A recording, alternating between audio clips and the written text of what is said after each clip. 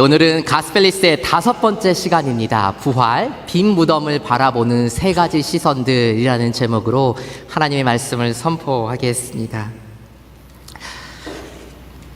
우리 좀 먼저 그렇게 옆에 있는 분들에게 이렇게 인사하실까요? 부활의 주님이 내 안에 계십니다. 부활의 주님이 내 안에 계십니다. 부활의 주님이 내 안에 계십니다. 아멘. 지난 4주 동안 저는 가스펠 리셋이라는 시리즈 설교를 통해서 십자가, 칭의, 성화, 결단 이 4가지의 말씀을 선포했습니다.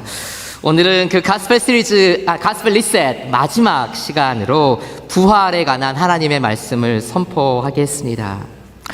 세계 7대 불가사리 중에 하나로 불리는 피라미드가 있습니다. 바로 쿠프왕의 피라미드입니다. 혹시 가보신 분들이 계신지 모르겠습니다.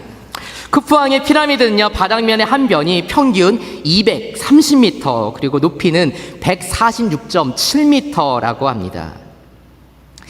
이 사진을 보시면 이게 하나의 돌이잖아요. 이 피라미드 이렇게 돌로 되어 있는데, 이 평균 무게가 2.5톤이고요. 최고 30톤에 이르는 무거운 돌을 146.7m까지 올렸다는 것만으로도 놀라운 일이 아닐 수 없습니다.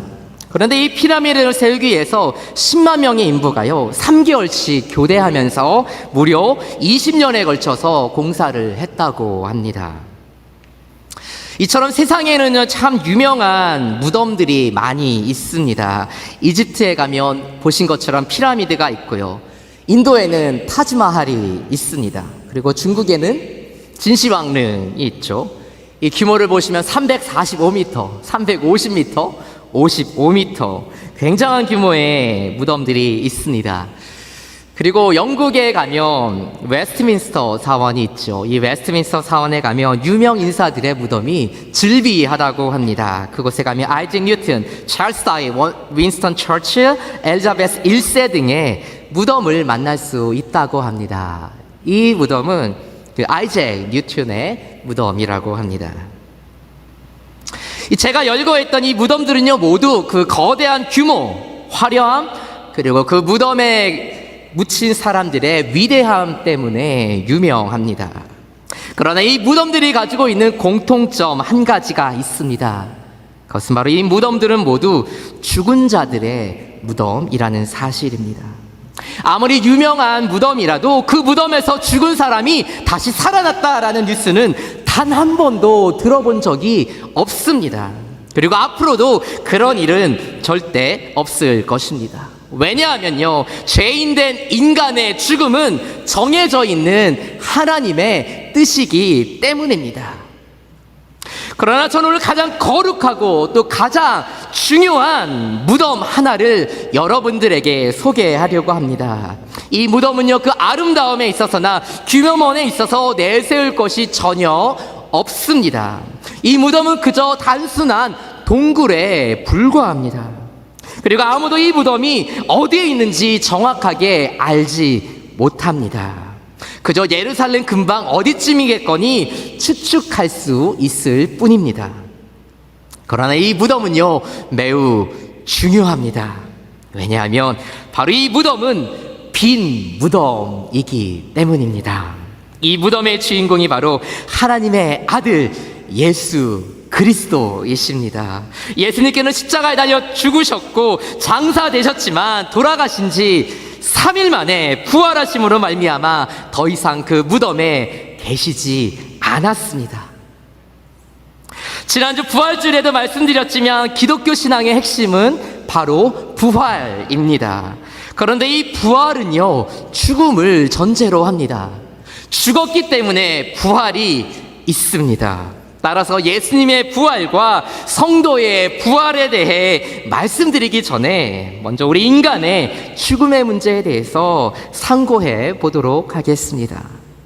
다 아시는 것이지만 모든 인간은요, 죽을 수밖에 없습니다. 인생의 종말은 누구에게나 정해져 있는 숙명입니다. 그런데 왜 인간은 꼭 죽어야만 할까요? 만약 천지 만물을 창조하시고 인간을 만드신 하나님이란 절대자가 정말로 존재하고 그 절대자가 정말로 선하신 하나님이 맞다면, 그렇다면 왜 인간은 죽을 수밖에 없는 것일까요? 아니, 왜 선하신 하나님께서는 인간에게 죽음의 고통을 허락하신 것일까요?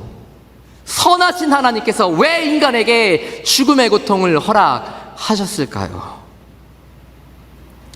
로마서 6장 23절은 이렇게 말씀합니다. 함께 봉독합니다. 시작.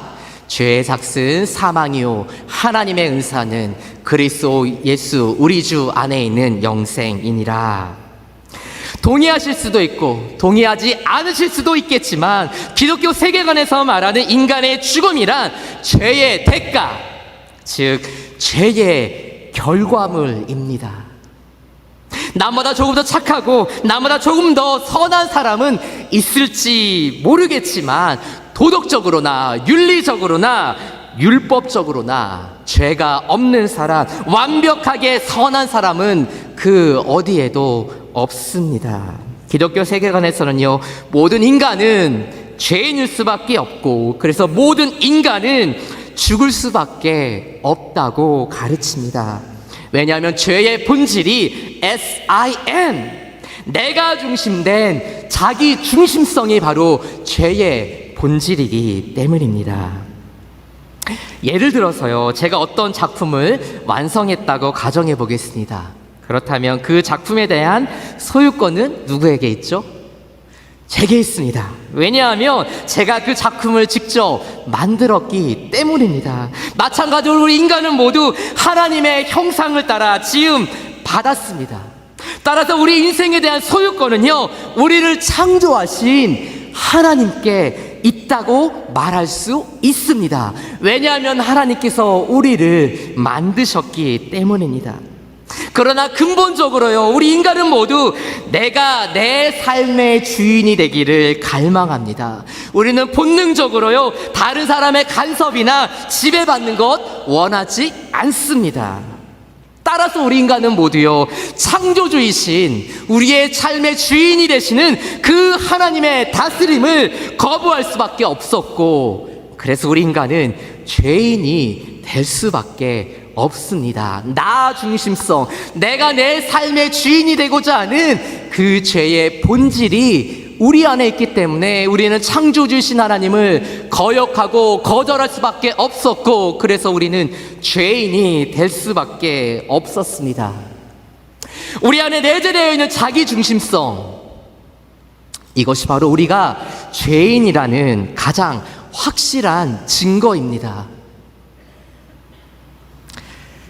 죄를 지으면요, 반드시 그에 대한 대가를 치러야 합니다. 우리 인간은 모두 창조주이신 그 하나님의 통치를 거부한 죄인들이기 때문에 우리 인간들은요, 반드시 그 죄에 대한, 창조주 하나님을 거역한 그 죄에 대한 대가를 치러야 합니다. 그래서 모든 인간은 죄의 대가로서 죽음을 피할 수 없게 되었습니다.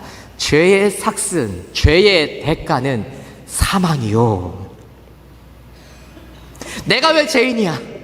나처럼 이렇게 법 없이도 살 수 없는 사람, 내가 왜 죄인이야? 이렇게 생각하실지 모르겠지만 언젠가 죽음을 맞이하시게 될 게 확실하다면 내가 언젠가는 죽겠지라고 조금이라도 믿으실 수 있다면, 그렇다면 틀림없이 죄인이 맞으십니다. 우리가 죄인이기 때문에 죽을 수밖에 없기 때문입니다.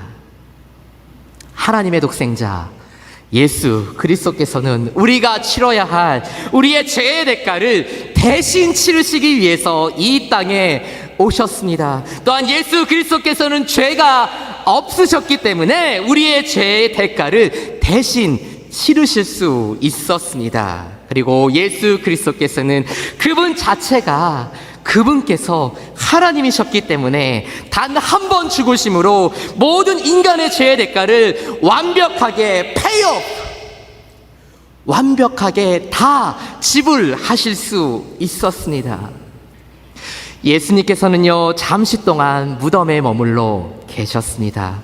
그러나 예수님께서 3일 만에 부활하셨고 사망의 권세와 저주를 완전히 굴복시키셨습니다. 그래서 예수님께서는 부활의 첫 열매가 되셨습니다. 그래서 우리 역시도 육체의 부활에 관한 소망을 가질 수 있게 되었습니다. 예수 그리스도께서 가장 먼저 부활하심으로 말미암아 예수 그리스도를 믿는 모든 사람들 동안 부활에 관한 소망, 영원한 생명에 관한 소망을 가질 수 있게 되었습니다. 이것이 바로 우리가 매주 주님께서 부활하신 주의 날에 주님을 예배하는 이유입니다. 성경은 분명하게 증거합니다. 죄의 삭슨 사망이요. 그러나 하나님의 은사는요, 하나님의 은혜의 선물은요, 그리스도 예수 우리 주 안에 있는 영원한 생명입니다. 믿으시면 아멘 하시기 바랍니다. 그렇습니다. 오늘 본문에서요, 우리는 예수님의 빈 무덤을 바라보는 세 가지의 다른 시선들을 보게 됩니다. 다른 말로 하면요, 예수님의 부활을 믿는 믿음에 관한 세 가지 종류의 다른 사람들이 있음을 보게 됩니다. 첫 번째 유형의 사람들은요, 아예 처음부터 덮어놓고 믿지 않는 사람들입니다. 베드로와 가룟 유다를 제외한 10명의 제자들이 바로 이 유형에 속합니다. 안식 후 첫날이 되었습니다. 몇몇 여인들이 예수님의 무덤을 찾아갔습니다. 그런데 예수님의 무덤이 비어 있었습니다. 바로 이때 천사들이 나타났습니다. 천사들은 예수님의 그 빈 무덤을 보고 놀란 여인들에게 예수님의 부활의 소식을 전했습니다. 그래서 이 여인들은요, 기쁜 마음으로 11명의 예수님의 제자들에게 예수님의 부활의 소식을 전했습니다. 그러나 11절 말씀입니다. 함께 봉독합니다. 시작.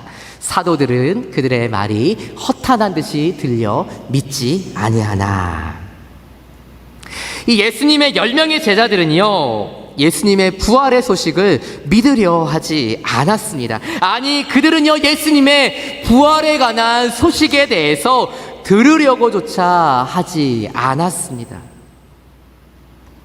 이 첫 번째 유형에 속하시는 분들은, 그분들에게는 아무리 복음을 전해도요, 복음이 잘 들어가지 않습니다. 왜냐하면 이 복음에 대해서 들으려고 하지도 않고 믿으려고 하지도 않으시기 때문입니다. 두 번째 유형입니다. 이 두 번째 유형에 속하시는 분들은 복음에 대해서 듣기도 합니다. 보기도 합니다. 경험도 합니다. 그러나 그 예수님의 부활을 믿는 데까지는 이르지 못하십니다. 바로 예수님의 수제자 베드로가 이 두 번째 유형에 속했습니다.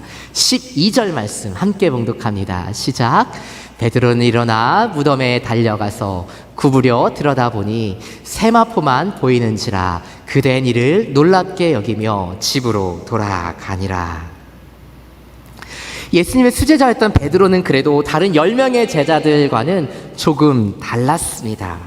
예수님께서 부활하셨다는 이 소식을 듣고 난 후에 베드로는요, 예수님께서 장사되셨던 그 무덤으로 달려갔습니다. 그리고 정말 여인들이 알려준 대로 예수님이 비어있는 것도 확인했습니다.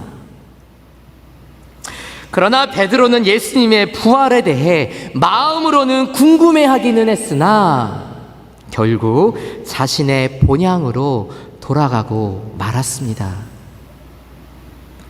베드로는요, 예수님의 빈 무덤에 대해서 들었습니다. 예수님의 빈 무덤을 직접 자신의 두 눈으로 보기도 했었습니다. 그러나 예수님의 그 부활을 믿는 데까지는 이르지 못했습니다. 복음에 대해서요, 듣기도 했고 복음의 능력을 보기도 했고 복음의 능력을 경험도 해보았지만 그래도 여전히 그 하나님의 전능하심을 믿지 못하는 사람들이 있습니다.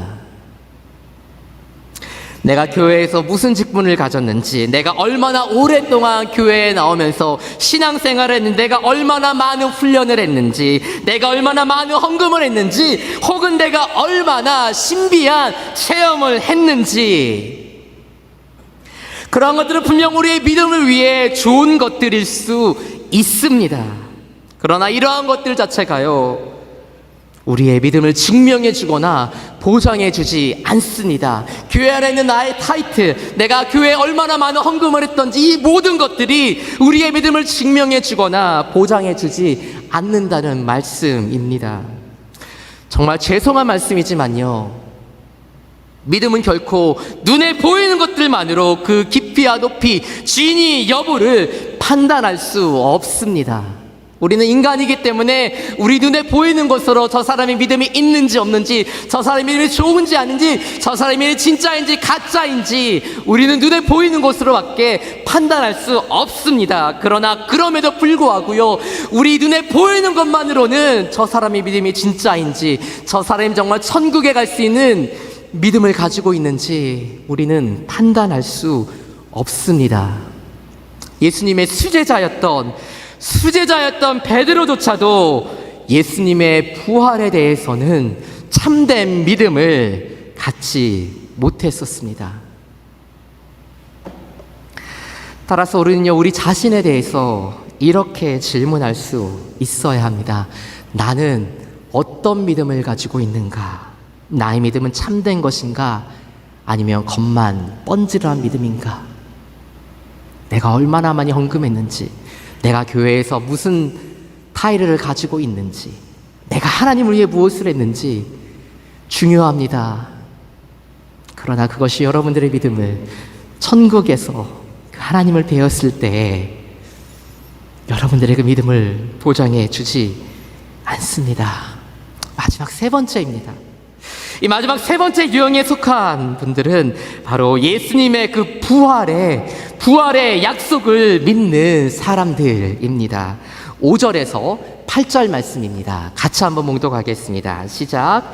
여자들이 두려워 얼굴을 땅에 대니 두 사람이 이르되 어찌하여 살아있는 자를 죽은 자 가운데서 찾느냐? 여기 계시지 않고 살아나셨느니라. 갈릴리에 계실 때 너희에게 어떻게 말씀하셨는지를 기억하라. 이르시기를 인자가 죄인의 손에 넘겨져 십자가에 못 박히고 제3일에 다시 살아나야 하리라 하셨느니라 한데, 그들이 예수의 말씀을 기억하고.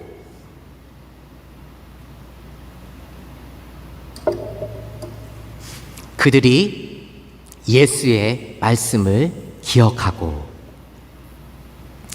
여기서 기억했다라는 표현은요, 그때 예수님께서 그렇게 말씀하셨어, 맞아, 이제 기억나네, 이러한 단순한 수준의 회상이 아닙니다. 여기서 기억했다라고 하는 말은요, 적극적인 의미에서의 기억입니다. 그냥 과거를 단순히 회상하는 것이 아니라 예수님의 말씀을 믿는 데까지 이르는 것을 의미합니다. 맞아, 그때 예수님께서 그렇게 말씀하셨어, 정말 말씀하신 대로 예수님께서 3일 만에 부활하신 것이 분명하구나. 예수님 말씀하신 대로, 약속하신 대로 부활하신 거야. 예수님의 제자들에 비해서요, 이 여인들의 존재감은 적은 것이 사실입니다. 몇몇 여인들의 이름은 나옵니다. 그러나 다른 이 여인들의 이름은 그 이름조차 거명되지 않습니다. 그러나 이들의 믿음은요, 예수님과 3년 동안 동고동락했던 제자들의 믿음을요, 훨씬 능가하는 것이었습니다. 왜냐하면 그들은 예수님의 말씀을 기억하고 그 예수님의 말씀을 믿었기 때문입니다. 인도 선교사로 섬겼던 스탠리 존스라는 분이 계십니다. 이 스탠리 존스 선교사님께서 어느 날 노방전도를 길거리에서 복음을 전하고 계셨습니다. 그런데 갑자기 이슬람교도 한 사람이 설교 중간에 나서서 이렇게 외쳤습니다. 우리 이슬람교는요, 당신의 기독교인들이 가지고 있지 않은 것 한 가지를 가지고 있어. 그러자 스탠리 선교사님이 이 이슬람교 교인에게 물었습니다. 그것이 대체 무엇이오? 그러자 이슬람 교인이 이렇게 말했습니다. 사우디아라비아의 메디나라는 곳에 가면 이슬람교의 창시자이신 마호메트의 시체가 들어있는 관이 있어. 그래서 우리는 정말 이 마호메트라는 사람이 있었다는 것을, 역사적 인물이라는 것을 우리는 확신할 수 있어. 그러나 당신의 기독교인들은 예루살렘에 가면 빈 무덤밖에 볼 수 없지 않소. 이 말에 대해서요, 스탠리 존스 선교사님은 고맙다는 말과 함께 이렇게 응수했다고 합니다. 당신 말이 맞소. 그것이 바로 이슬람교와 기독교가 가장 다른 점이오. 예수님께서는 죽으셨으나 3일 만에 부활하셨소. 그렇기 때문에 우리에게는, 우리 기독교인들은 빈 무덤밖에는 보여줄 수 있는 것이 없어. 우리 기독교는 빈 무덤밖에는 보여줄 것이 없습니다. 그래도 나는 예수의 부활을 믿을 수 없어. 어떻게 사람이 죽었다가 다시 살아날 수 있어? 라고 생각하시는 분들에게 저는 이렇게 말씀드릴 수밖에 없습니다. 예수님의 무덤은 비었기 때문에 우리 기독교는요, 빈 무덤 말고는 보여드릴 수 있는 것이 없습니다. 그러나 바로 그 빈 무덤 때문에, 예수 그리스도의 그 빈 무덤 때문에 우리에게는요, 영원한 생명, 부활의 소망이 있습니다. 우리에게 빈 무덤이 없다면 우리는 결코 부활의 소망을 가질 수 없기 때문입니다. 그래서 우리 기독교인들은요, 우리 성도들은요, 그 예수 그리스도의 빈 무덤을 보면서 우리도 주님과 같이, 우리도 주님과 함께 부활의 영광에 참여하게 될 것이고 천국에서 영원한 생명을 누리게 될 것을 믿습니다. 바로 우리에게는 빈 무덤이 있기 때문입니다. 사랑하는 성도 여러분, 예수 그리스도의 빈 무덤이요, 우리 성도에게는 영원한 생명에 관한 가장 확실한 증거가 됩니다. 예수 그리스도께서 부활하셨기 때문에 우리도, 우리의 육신은 비록 죽을지라도, 우리의 육신은 비록 썩어 없어질지라도 주님 다시 오는 그날에 주님과 함께 부활할 수 있음을 우리는 확신할 수 있습니다. 바로 예수 그리스도의 빈 무덤 때문입니다. 결론의 말씀을 드립니다. 저는 여러분께요, 빈 무덤을 바라보는 세 가지 시선에 대해서 말씀드렸습니다. 여러분들께서는 어떤 편에 속해 계십니까? 1번, 덮어놓고 믿지 않으십니까? 사람이 어떻게 부활해? 아니면 2번, 듣기도 하고 보기도 하는데 믿는 데까지는 아직 이르지 못하셨으니까? 아니면 3번, 듣기도 하고 보기도 한 그 하나님의 약속을 마음으로 기억하고 그것을 또한 마음으로 믿고 계십니까? 사랑하는 성도 여러분, 예수 그리스도의 그 부활의 소식 앞에요, 예수 그리스도의 빈 무덤 앞에 다시 한번 여러분의 삶을 들으실 수 있기를 바랍니다. 믿으시던지요, 혹은 믿지 아니하시던지요, 예수님의 무덤은 비었습니다. 예수님께서는 틀림없이 부활하셨습니다. 오늘 하나님께서는 여러분들 한 분 한 분을 초대하고 계십니다. 영원한 생명, 부활 가운데로 여러분들을 부르고 계십니다.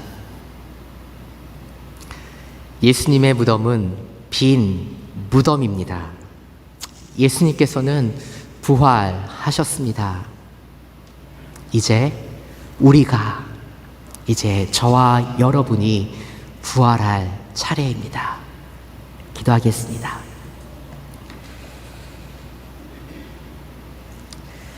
살아계신 하나님, 죽으셨으나 3일 만에 부활하신, 부활의 소망이 되신 예수님, 주님의 이름을 높여 드립니다. 예수님의 무덤이 비었기에 우리도 영원한 생명을 얻을 수 있고, 예수님께서 부활하셨기에 우리도 주님과 같이 주님과 함께 부활할 수 있음을 고백합니다. 하나님, 빈 무덤을 우리에게 허락하신 그 주님의 크신 은혜를 찬양합니다. 하나님, 복음을 받아들이고 그 복음에 이미 삶을 들이신 우리 성도님들, 이 복음의 소망 가운데 거하게 하여 주시고, 지금 현실의 삶이 힘들고 어려울지라도 부활의 소망 가운데 주님을 붙들고 더 나은 부활을 소망하며 살아가는 성도님들 되게 하여 주시옵소서. 하나님, 아직 주님의 그 빈 무덤을 보기도 하고 듣기도 했지만 믿는 데까지 이르지 못한 성도님들 계신다면 하나님, 그분들에게도 찾아가 주시고 영원한 생명의 말씀을 허락하사 그들의 마음 가운데 주를 믿는 그 믿음이 심겨질 수 있도록, 뿌리 내릴 수 있도록 은혜를 내려주시기 원합니다. 하나님, 우리 라이프힐 교회를 다시 한번 하나님 손에 올려드립니다. 부활의 소망 가운데, 부활의 확신 가운데, 부활의 복된 소식을 선포하는, 부활의 소식을 전하는 복음의 전령으로 우리 교회를 사용하여 주시옵소서. 감사드리며 예수님의 이름으로 기도드립니다. 아멘.